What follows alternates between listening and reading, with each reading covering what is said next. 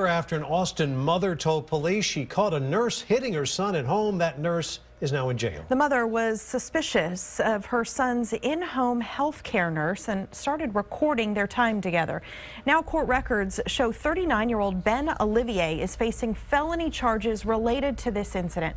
Tonight, KXAN's Brittany Glass looks at what happened and why there is little oversight for home health nurses. A 12-year-old patient restricted to a motorized wheelchair with limited communication skills. His mother suspicious of the boy's nurse.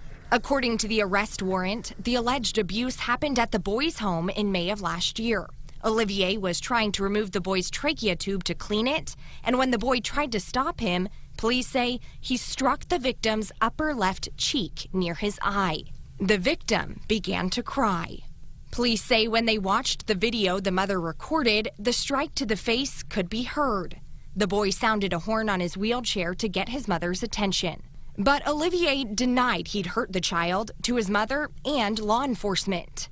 According to the Texas Board of Nursing, Olivier is a licensed vocational nurse. His license was issued in June of 2010, but disciplinary action was taken on January 19th of this year. The state confirmed Olivier is not currently an employee with the Texas Department of Family and Protective Services, but it's not clear if he has been since he became licensed.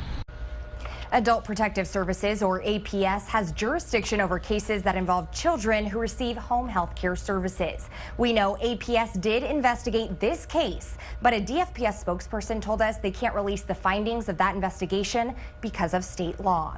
Brittany Glass, KXAN News. And we have not been able to determine if Olivier worked for a private home health care agency, for DFPS, or on his own at the time this happened.